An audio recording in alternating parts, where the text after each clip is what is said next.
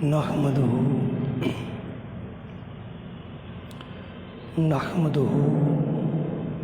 ونصلي ونسلم على رسوله النبي الكريم اما بعد فاعوذ بالله من الشيطان الرجيم بسم الله الرحمن الرحيم فلا وربك لا يؤمنون حتى يحكموك فيما شجر بينهم ثم لا يجدوا في أنفسهم حرجا مما قضيت ويسلموا تسليما صدق الله العلي العظيم وصدق رسوله النبي الكريم۔ معزز حاضرین و سامعین گرامی قدر، عزیز طلباء و طالبات، اللہ رب العزت کے فضل و احسان اور اس کی توفیق خاص سے جمعۃ المبارک کے اس بابرکت اجتماع میں ہم سب حاضر ہیں۔ باری تعالیٰ ہماری حاضری اپنی بارگاہ میں قبول و منظور فرمائے۔ آج کے جمعۃ المبارک کو ہمارا موضوع ہے سیرت النبی صلی اللہ علیہ وآلہ وسلم کا منفرد قرآنی اسلوب سیرت۔ اس حوالے سے باری تعالیٰ نے ارشاد فرمایا سورہ النساء کی آیت نمبر 65 میں، پس نہیں ہے حبیب مکرم آپ کے رب کی قسم، یہ لوگ مسلمان نہیں ہو سکتے یہاں تک کہ وہ اپنے درمیان واقع ہونے والے ہر اختلاف میں آپ کو حاکم اور حکم بنا لیں، پھر اس فیصلہ سے جو آپ صادر فرما دیں اپنے دلوں میں کوئی تنگی نہ پائیں اور آپ کے حکم کو باخوشی پوری فرمانبرداری کے ساتھ قبول کریں۔ اس آیہ کریمہ میں فلا وربک لا یؤمنون میں قرآن کا اسلوب سیرت انداز قسم کے ساتھ شروع ہو رہا ہے۔ قرآن اپنے اسی اسلوب میں رسول اللہ صلی اللہ علیہ وسلم کی سیرت کے بیان میں تمام اسالیب سیرت سے مختلف اور منفرد حیثیت رکھتا ہے۔ اس آیہ کریمہ میں باری تعالیٰ نے اپنی شان ربوبیت کو مقسم بنایا ہے، یعنی وہ ذات جس کے ذریعے قسم کھائی جائے، اور رسول اللہ صلی اللہ علیہ وسلم کی ذات اقدس کو مقسم علیہ بنایا ہے۔ وہ ذات جس پر قسم کھائی جائے اسے مقسم علیہ بولتے ہیں، یا مقسم لہو بنایا ہے۔ وہ ذات جس کی خاطر قسم کھائی جائے۔ اب ہمیں اس قرآنی اسلوب سیرت سے یہ بات جاننی ہے کہ باری تعالیٰ نے اپنی شان صمدیت کا قرآن میں ذکر کیا ہے۔ وہ خود فرماتا ہے اللہ الصمد، وہ تو ہر چیز سے بے نیاز ہے، وہ شان صمدیت کا اور بے نیاز ہونے کا مالک ہے، اسے کیا ضرورت وہ اپنی مخلوق میں سے کسی کی قسم کھائے۔ مگر ہم دیکھتے ہیں کہ رب قرآن حکیم میں قسم کا اسلوب اس لیے اپناتا ہے تاکہ لوگوں پر حجت اور دلیل قائم ہو جائے اور برہان کا اس بات ہو جائے اور حقیقت حق تمام تر وجوہ سے ان پر روشن اور تابع ہو جائے۔ امام ابو القاسم القشیری فرماتے ہیں، قسم کسی ہستی اور شے کی فضیلت کے اظہار کے لیے کھائی جاتی ہے، اور ایک اور وجہ یہ بیان کرتے ہیں کہ باری تعالیٰ آپ صلی اللہ علیہ وسلم کی مختلف شانوں کی قسم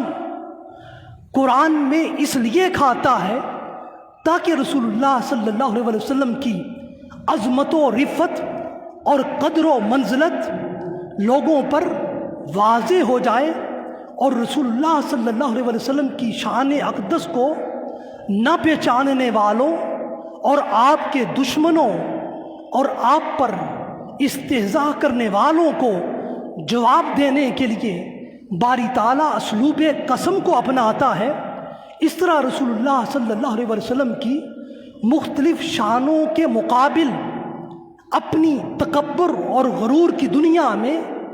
کفار اور مشرکین جو بد مست رہنے والے تھے اور جو منکر تھے، ان کو اس اسلوب سیرت مقسم بہی، مقسم لہو اور مقسم علیہ کے ذریعے اللہ رب العزت مخاطب کرتا ہے اور ان کے تمام تر اعتراضات کا رد بلیغ کرتا ہے، اور ان کے طعن کو رد کرنے کے لیے باری تعالیٰ نے شان حبیب مکرم کے لیے قرآن میں قسمیں کھائی ہیں، اور آپ کی عظمت و عزت اور منزلت و کرامت کے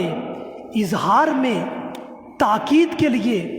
یہ اسلوب قسم اختیار کیا ہے۔ حاضرین گرامی قدر، باری تعالیٰ نے دشمنان اسلام کی طرف سے رسول اللہ صلی اللہ علیہ وسلم کی ذات اقدس پر بہتان تراشیوں کا جواب دیا ہے، اور آپ کی تعظیم و تکریم کے بیان سے اور آپ کی توقیر عظیم کے لیے اسلوب قسم کے اظہار سے خود باری تعالیٰ نے جواب دیا ہے۔ اور یہی وجہ ہے کہ باری تعالیٰ کبھی رسول اللہ صلی اللہ علیہ وسلم کی آیات اقدس اور آپ کی عمر مبارک کی قسم قرآن میں کھاتا ہے، کبھی آپ کی صفات عالیہ اور اوصاف حمیدہ کی قسم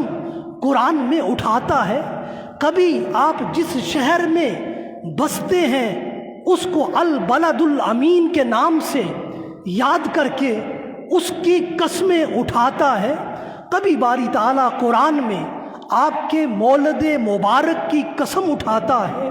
اسی منفرد قرآنی اسلوب سیرت کا ذکر ہم اس آیہ کریمہ فلا وربک لا یؤمنون میں پاتے ہیں۔ اب اس آیہ کریمہ کا نفس مضمون اخبار ایمان ہے، خبر ایمان ہے، کسی کے مومن ہونے یا نہ ہونے کی خبر دینے کا بیان ہے۔ باری تعالیٰ نے ایمان کی خبر دینے کے لیے اپنی ربوبیت کا انتساب رسول اللہ صلی اللہ علیہ وسلم کی ذات کی طرف کرتے ہوئے قسم اٹھائی ہے کہ وہ مسلمان ہرگز نہیں ہو سکتے اور وہ مومن نہیں ہو سکتے۔ ہاں، ان کے ایمان کے لیے یہ شرط بھی ایک لازمی امر ہے کہ وہ اپنے درمیان واقع ہونے والے جملہ نزاعات اور اختلافات میں آپ کو حکم بھی مان لے، آپ کو حکم اور حاکم اس شان سے مانے کہ آپ کے ہر فیصلے اور قضا کو دل و جان سے وہ تسلیم کریں، اپنے دل کی زمین میں کوئی بوجھ، کوئی تنگی اور کوئی الجھن محسوس نہ کریں، اور اس پر مزید یہ اضافہ ہے کہ وہ آپ کے حکم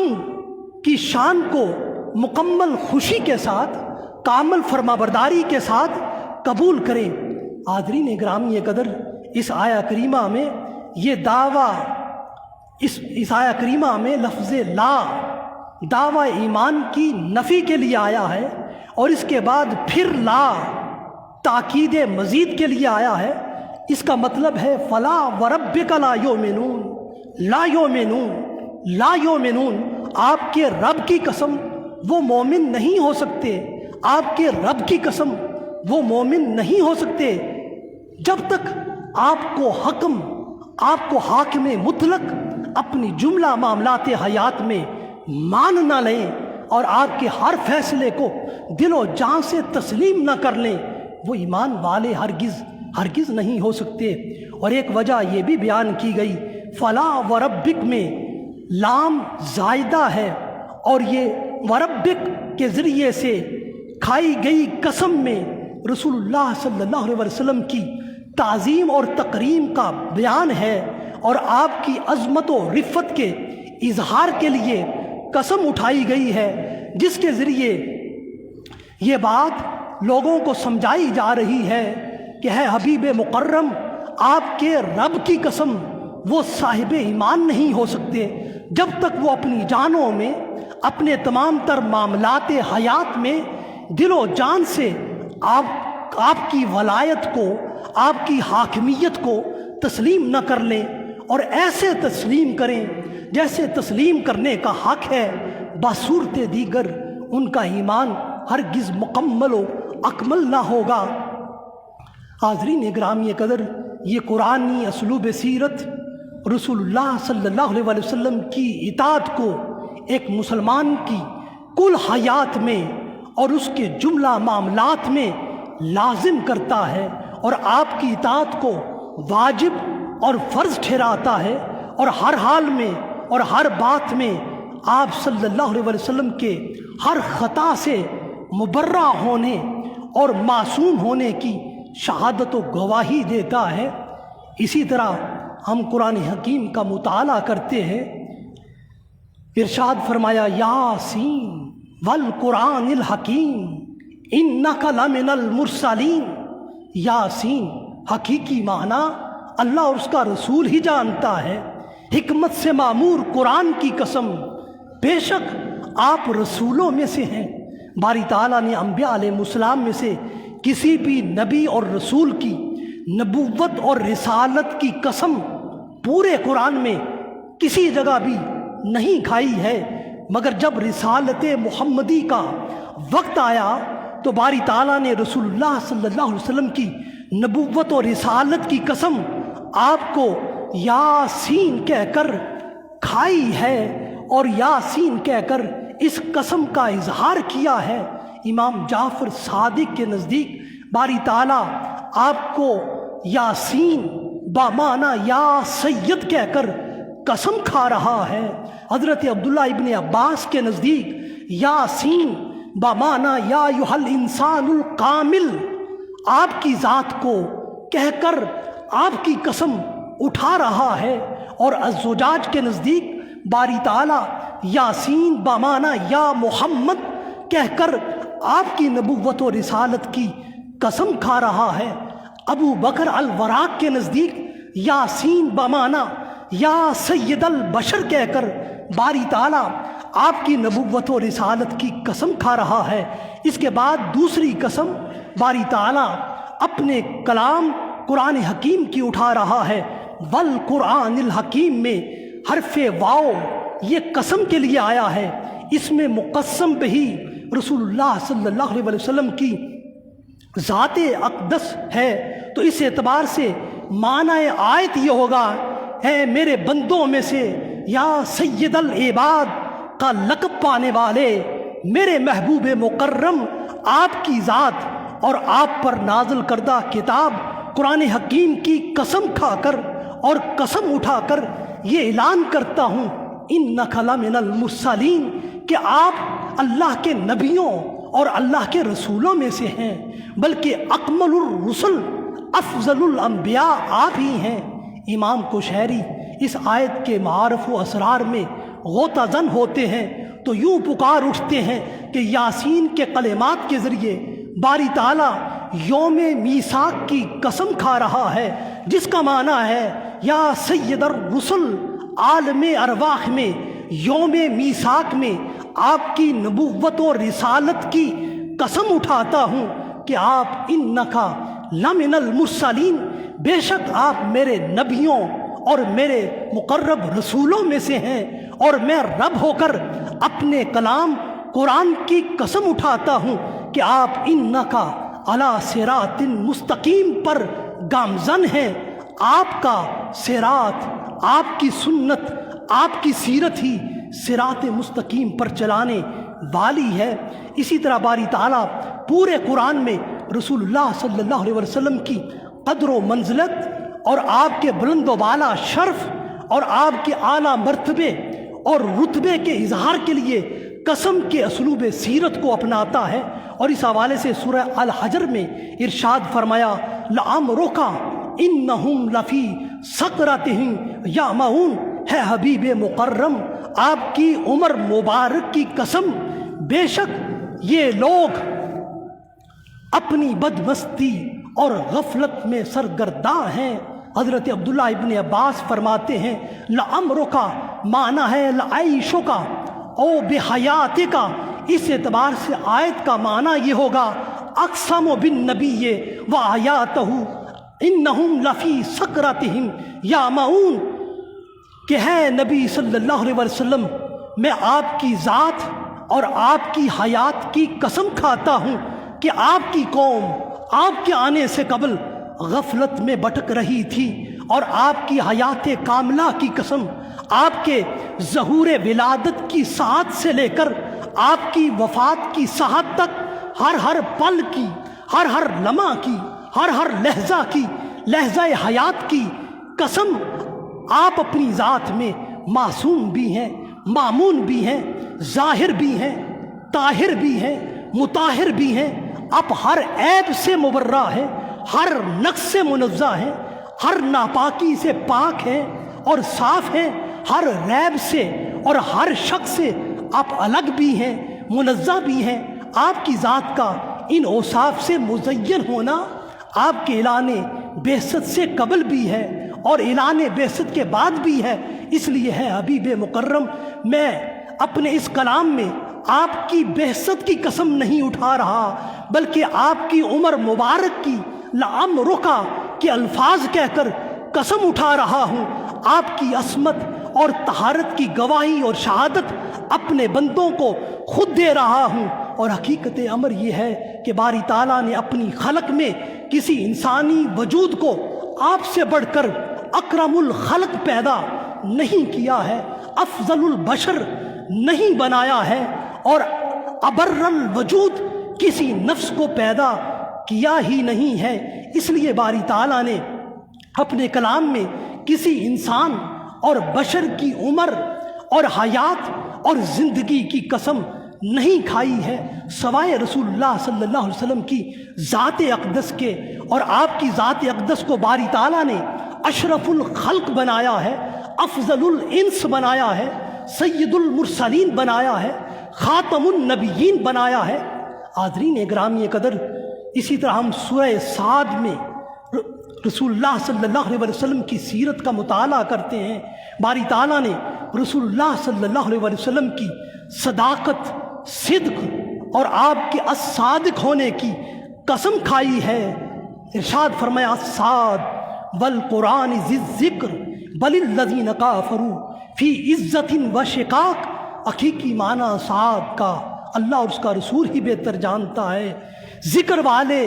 فرمایا قرآن کی قسم اور حرف صاد کی قسم، بلکہ کافر لوگ ناحق امیت اور تکبر میں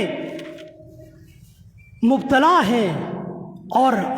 آپ کی مخالفت اور عداوت کا ارتکاب کرتے ہیں۔ امام بغوی، امام قرطبی، امام قشیری، ابن قیم نے بیان کیا ہے کہ صاد والقرآن ذی الذکر میں لفظ صاد یہ قسم کے لیے استعمال ہوا ہے، اور یہی وجہ ہے حضرت عبداللہ ابن عباس اس معنی قسم کو یوں بیان کرتے ہیں صدق محمد صلی اللہ علیہ وسلم، کہ کہتے ہیں صاد کا معنی ہے صدق محمد، محمد صلی اللہ علیہ وسلم نے سچ فرمایا ہے،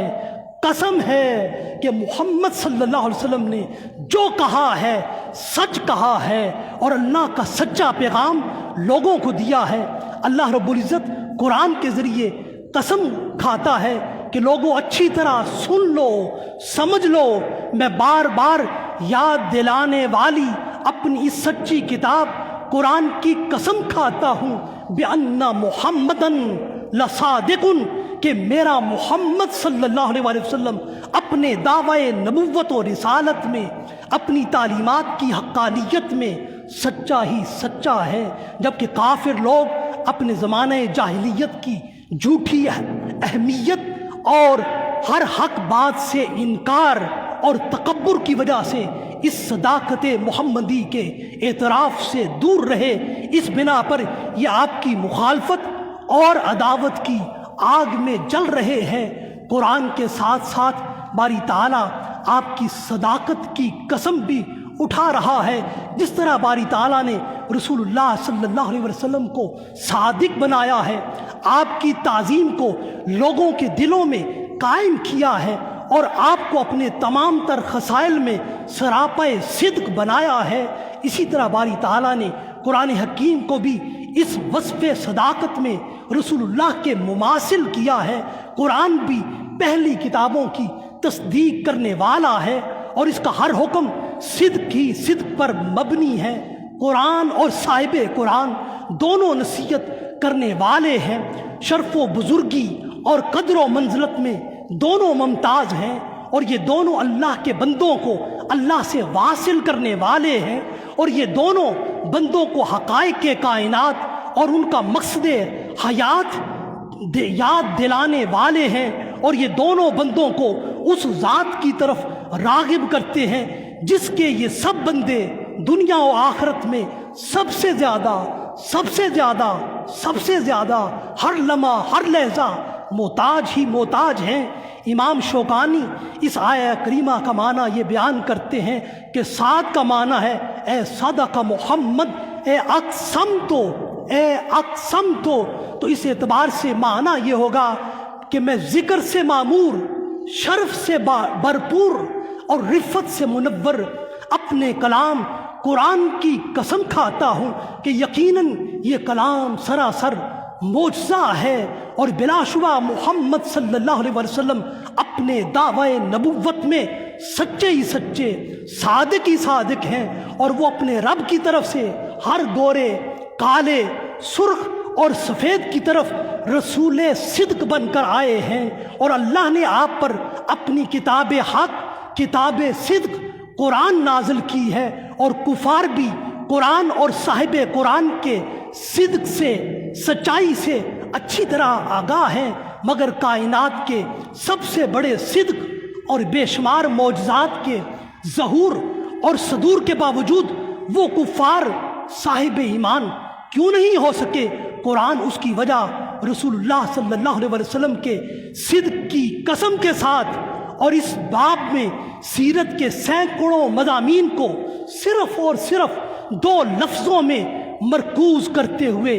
جمع کرتے ہوئے بیان کرتا ہے کہ کفار اور مشرکین اسلام قبول کرنے سے صرف اور صرف 2 وجوہات کی بنا پر صاحب ایمان ہونے سے محروم رہے ہیں۔ ایک فرمایا کفروا فی عزت، ایک ان کے کفر کی وجہ ان کی سیادت، ان کی قیادت تھی، وہ ان کے ایمان کے لیے رکاوٹ بن گئی، اور ان کے زمانہ جاہلیت کی ان کی جاہلی اہمیت سد راہ بن گئی، ان کی آبا پرستی کی روش ان کے ایمان کے لیے آڑے آ گئی، اور ان کی ظاہری دنیا کی چمک دمک ان کے لیے مسئلہ بن گئی، رکاوٹ بن گئی، بت پرستی کی ان کی قدیم عادت کی محبت ہدایت الہیہ سے ان کی محرومی کا باعث بن گئی، اس لیے وہ اپنے کفر پر، اپنے شرک پر اڑے رہے۔ اور دوسری وجہ قرآن نے بیان کر دی کہ انہوں نے رسول اللہ صلی اللہ علیہ وسلم کے ساتھ دین اسلام کی صداقت، حقانیت کو جاننے کے باوجود عداوت اور مخالفت کی راہ کا انتخاب کیا ہے۔ دین اور مذہب کی دشمنی اور خصومت کو بڑھاتے بڑھاتے وہ آپ کی ذاتی مخالفت، عداوت اور بغض و عناد کی سطح پر اتر آئے، تو انہوں نے اپنے اندر رسول اللہ صلی اللہ علیہ وسلم کی خصومت کو، آپ کی مخالفت کو، آپ کی عداوت کو پالا ہے، اور اپنے اندر آپ کے شقاق کو اور مخالفت کو ہوا دی ہے، اور اپنی جاہلی تہذیب اور امیت پر مخالفت رسول کی وجہ سے اور زیادہ ثابت قدم ہوئے ہیں۔ رسول اللہ صلی اللہ علیہ وسلم کے ساتھ عداوت کے تعلق کو انہوں نے قصداً، ارادتاً، جان بوجھ کر اپنی جھوٹی دنیاوی سرداری اور سیادت کو بچانے کے لیے اپنایا ہے۔ حاضرین گرامی قدر، امام بیضاوی اس صورتحال میں فرماتے ہیں کہ سعد کے ذریعے باری تعالیٰ ایک چیلنج اور تحدی کے طور پر قسم اٹھاتے ہوئے فرماتا ہے، صدق محمد صلی اللہ علیہ وسلم، میرے حبیب نے جو پیغام حق دیا ہے وہ سچ ہی سچ ہے، وہ خود بھی سچ کی راہ پر ہے، جبکہ کفار وہ رسول اللہ صلی اللہ علیہ وسلم کو نہ ماننے کے جواز تلاش کرنے لگے اور یوں کہنے لگے وَعَجَبُوا أَن جَاءَهُم مُنذِرٌ مِّنْهُمْ، انہوں نے اس بات پر تعجب کا اظہار کیا کہ ان کے پاس انہی میں سے ایک ڈر سنانے والا آ گیا ہے۔ انہوں نے تعجب یہ گمان کرتے ہوئے کیا کہ یہ کیوں کر ممکن ہے کہ محمد صلی اللہ علیہ وسلم ظاہری خلقت میں انہی کی طرح ایک انسان ہے، ان کا بھی ایک نسب ہے، وہ بھی ظاہری شکل و صورت میں ان سے ملتے جلتے ہیں اور انہی کے خاندان کا ایک فرد ہے، اور ان کے ساتھ زندگی گزارتے گزارتے 40 سال کی عمر کو پہنچنے پر وہ نبی کیسے بن سکتے ہیں، وہ دعوی نبوت کس طرح کر سکتے ہیں، اور کس طرح اس عظیم منصب نبوت پر فائز ہو سکتے ہیں۔ یہ سارے عوامل ان کے لیے تعجب کا باعث بنے اور شان نبوت کے سے انکار کا سبب بنے۔ باری تعالیٰ نے ان کے اس تعجب کا جواب اس آیہ کریمہ کے ذریعے دیا، فرمایا ام عندہم خزائن رحمت ربک، کیا آپ کے رب کی رحمت کے خزانے تقسیم کرنے کا اختیار ان کے پاس ہے۔ دوسرے مقام پر فرمایا اہم یقسمون رحمت ربک، کیا آپ کے رب کی رحمت نبوت کو وہ کفار اور مشرکین وہ تقسیم کرنے والے ہیں۔ اس پر مزید اضافہ کرتے ہوئے فرمایا کہ وہ رب اپنی عطا میں غالب ہی غالب ہے، وہ جسے چاہتا ہے اسے عطا کرتا ہے، ولا مانع لہ، کوئی اس کو اپنی عطا سے روکنے والا نہیں ہے، ولا حساب علیہ، کوئی اس کا محاسب، کوئی اس کا محتسب نہیں ہے، ان یہب کل ما یشاء لمن یشاء، وہ جسے چاہتا ہے اسے عطا کرتا ہے، اور نبوت و رسالت تو سراسر عطیہ الہی ہے، عطیہ الہی ہے، عطیہ الہی ہے۔ وہ رب اپنے بندوں میں سے جس کو چاہتا ہے یہ منصب نبوت و رسالت عطا کرتا ہے۔ نبوت و رسالت کے منصب کی عطا کی بنیاد سراسر مشیت الہیہ پر استوار ہے، اس پر انسانی اعتراض کی کوئی حیثیت نہیں اور نہ اس کی کوئی گنجائش ہے۔ باری تعالیٰ نے ان کو مزید اگلی بات میں، اب اگلی آیت میں متوجہ کرتے ہوئے فرمایا قل ہوا نبأ عظیم انتم عنہ موردون، فرما دیجئے وہ بہت بڑی خبر ہے، آپ کا نبی اور رسول ہونا ان کے لیے بہت بڑی خبر ہے، تم اس سے کیا منہ پھیرے ہوئے ہو۔ امام مراغی اس آیہ کریمہ کا معنی یہ بیان کرتے ہیں قل لہم یا محمد انا ما انباتکم بہ من کونی رسولا منذرا ومن ان اللہ واحد لا شریک لہ الی آخری۔ اے محمد صلی اللہ علیہ وآلہ وسلم، آپ انہیں فرما دیں میں نے تمہیں اپنے رسول ہونے کی جو خبر دی ہے اور اپنے نذیر ہونے کی جو بات کی ہے وہ اللہ کی وحدانیت اور اس کے لا شریک ہونے کی جو عظیم خبر دی ہے، اس میں سراسر نفع تمہارا ہی ہے، تمہارا ہی فائدہ ہے۔ یہ خبر ہی تم کو اس دلالت اور گمراہی سے بچائے گی جس میں تم عرصے سے پڑے ہوئے ہو، مگر تم اس خبر عظیم سے منہ پھیر رہے ہو اور تم اس خبر کی حقیقت میں غور و فکر نہیں کر رہے۔ تمہارا اس خبر رسالت اور خبر نبوت سے انکار کرنا مثل شیطان ہو جائے گا۔ شیطان نے بھی حضرت آدم علیہ السلام کی ظاہری خلقت کو دیکھا، ان کی خلقت باطنی کو نہ دیکھا، اور اس خلقت باطنی میں وَنَفَخْتُ فِيهِ مِنْ رُوحِي کے چراغ کو جلتا ہوا نہ دیکھا، اور صرف وہ ظاہری تخلیق پر نظر کرتا رہا۔ لما خلقت بیدی، جسے میں نے خود اپنے دستے کرم سے بنایا ہے۔ پھر اس نے ہر رسول کو بھی وعلم آدم الاسماء کلہا کا فیض بخشا ہے، اور ہر نبی کے ظاہر و باطن میں خلافت الہیہ کا چراغ بھی اس نے روشن کیا ہے۔ انی جاعل فی الارض خلیفہ، اب اللہ کے نبی کی ایک عام انسان کے ساتھ مماثلت اور مثلیت کیسے ہو سکتی ہے؟ ہاں ظاہری صورت میں مثلیت رکھتا ہے مگر باطن میں فضیلت اور خصوصیت رکھتا ہے۔ اللہ رب العزت منصب نبوت اور رسالت پر اسی کو فائز کرتا ہے جو اس کے زمانے میں لوگوں میں سے سب سے زیادہ جاننے والا اعلم منہم کا منصب رکھتا ہے، جو اپنے دور میں تمام انسانوں میں سب سے زیادہ افضل ہوتا ہے، افضل منہم کا اعزاز رکھتا ہے، جو اپنے وقت میں تمام انسانوں میں سب سے زیادہ عزت و احترام، تعظیم و توقیر کے قابل ہوتا ہے، جو ان میں سب سے زیادہ اکرم منہم کی شناخت رکھتا ہے، جو اپنے عصر کے تمام انسانوں میں سب سے زیادہ کامل اور اکمل ہوتا ہے، اور جو جملہ اعلیٰ اوصاف و کمالات کا مالک ہوتا ہے، اور ان سب میں اکمل منہم کا شرف رکھنے والا ہوتا ہے، جو اپنے عہد میں تمام انسانوں میں سب سے زیادہ اللہ کے نزدیک ہوتا ہے، اور اقرب الہیہ کا صحرا اسی کے سر پر سجتا ہے، جو اپنے رب کا سب سے زیادہ مقرب اور برگزیدہ ہوتا ہے، اور اس کی اولی اور آخری پہچان اقرب اللہ ہوتی ہے۔ حاضرین گرامی قدر، جو اپنے عصر اور زمانے میں تمام انسانوں میں اللہ کے نزدیک اس کا سب سے زیادہ محب اور سب سے زیادہ مقرب اور سب سے زیادہ عالم باللہ اور عارف باللہ اور سب سے زیادہ اکرم اللہ اور سب سے زیادہ اکمل اللہ اور سب سے زیادہ اقرب اللہ اور سب سے زیادہ احبہ اللہ کا پیکر مجسم ہوتا ہے، اسی کے سر تاج نبوت سجایا جاتا ہے، اسی کو عظیم منصب نبوت پر فائز کیا جاتا ہے، اسی کو اپنا عطیہ خاص شان رسالت و نبوت سے نوازا جاتا ہے۔ حاضرین گرامی قدر، وقت کی کمی کے پیش نظر میں خلاصہ کلام کی طرف بڑھتا ہوں۔ باری تعالیٰ نے قرآن حکیم میں رسول اللہ صلی اللہ علیہ وسلم کی سیرت کے بیان کا اقسام بالقرآن کی صورت میں ایک ایسا منفرد اسلوب سیرت دیا ہے جو قرآن ہی کا اختصاص ہے اور قرآن ہی کا امتیاز ہے، جو قرآن ہی کی انفرادیت ہے، جو قرآن ہی کا تفرد ہے۔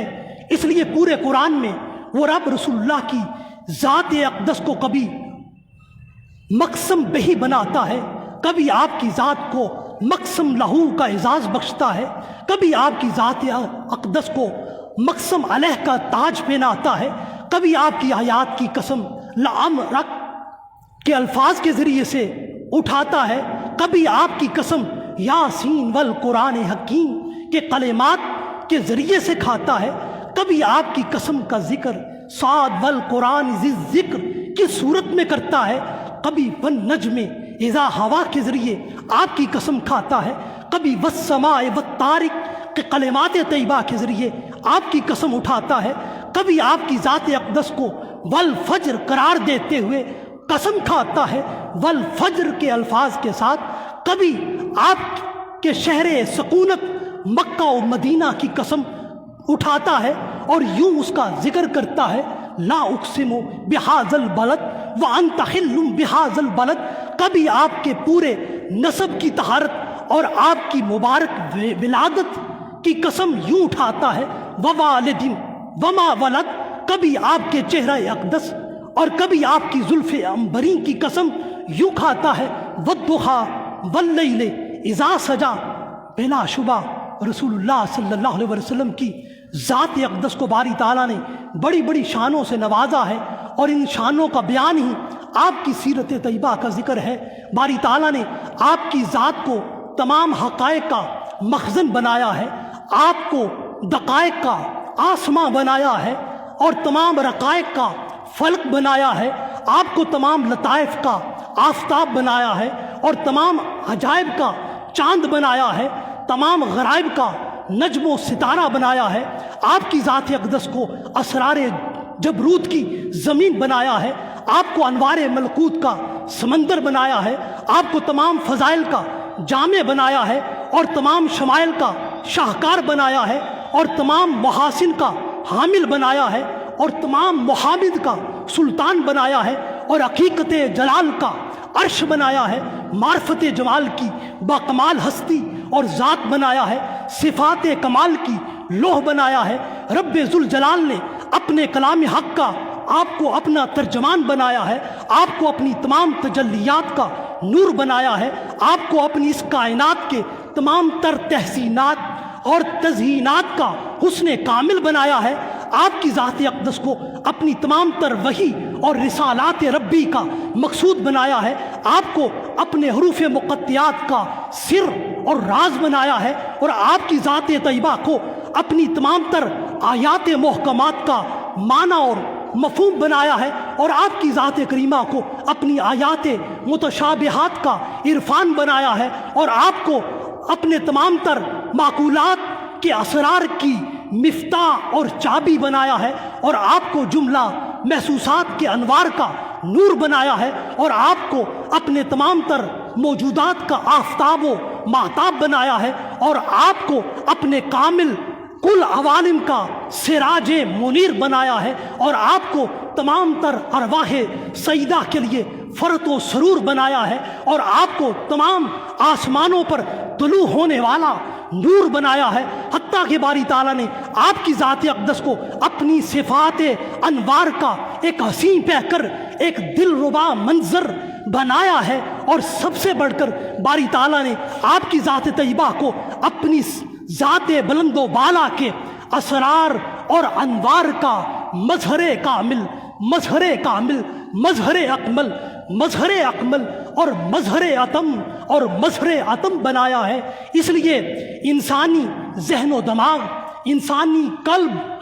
و قلم، انسانی قلب و قلم اور انسانی زبان اور بیان آپ کی سیرت طیبہ کے تذکرے میں رک جاتے ہیں، ٹھہر جاتے ہیں۔ اس لیے اس بے مثل اور بے مثال سیرت کے اظہار کے باب میں ہر کوئی انسان اعتراف عجز کرتے ہوئے یوں کہتا ہے، زندگیاں ختم ہوئیں اور قلم ٹوٹ گئے، زندگیاں ختم ہوئیں اور قلم ٹوٹ گئے، تیرے اوصاف کا ایک باب بھی پورا نہ ہوا،